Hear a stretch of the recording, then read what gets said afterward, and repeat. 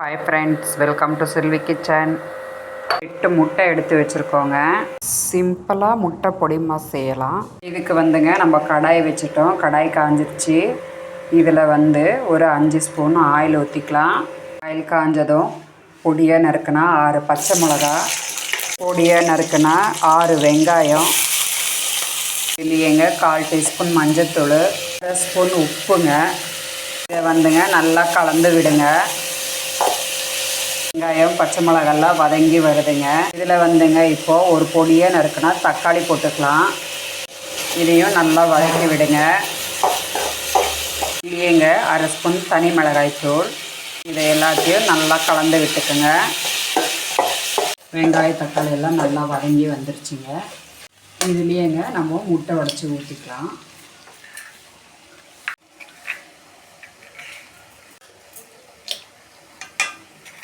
எல்லா முட்டையும் உடச்சி ஊற்றிட்டு நல்லா இந்த மாதிரி கலந்து விட்டுக்குங்க.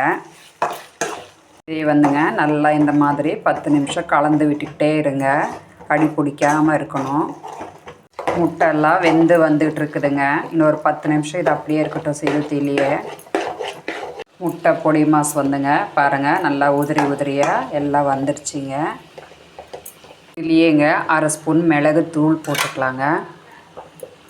நல்லா இந்த மாதிரி கலந்து விட்டுக்குங்க. எல்லாம் ரெடி ஆகிடுச்சிங்க. இதில் நம்ம பொடியை நறுக்குனா கொத்தமல்லி போட்டுக்கலாம். நல்லா ஒரு தடவை கலந்து விட்டுக்குங்க. அவ்வளவுதாங்க. பொடி மாஸ் பாருங்கள் எப்படி உதிரி உதிரியாக ரெடி ஆகிடுச்சிங்க. இப்போ நம்ம அடுப்பை ஆஃப் பண்ணிக்கலாம். பொடி மாஸ் அப்படியே எடுத்துக்கலாங்க.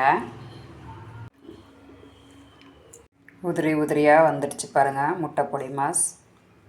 நம்ம வீட்டு சாப்பாடு ரெடி ஆகிடுச்சிங்க. சுட சுட சாதம், தக்காளி ரசங்க, முட்டை பொடி மாஸ் பிளேட்டில் வச்சு வாங்க. சுட சுட சாதங்க, முட்டை பொடி மாஸ் அதிலே போட்டு நல்லா பிணைஞ்சி அப்படியே எடுத்து வாங்க சாப்பிட்லாம். இந்த வீடியோ உங்களுக்கு பிடிச்சதுன்னா லைக் பண்ணுங்கள், ஷேர் பண்ணுங்கள், சப்ஸ்கிரைப் பண்ணுங்கள். தேங்க்யூ. கீழே கமெண்ட் பண்ணுங்கள். இந்த சிம்பிளான முட்டை பொடி மாஸ் ரெசிப்பியை நீங்களும் ட்ரை பண்ணி பாருங்கள்.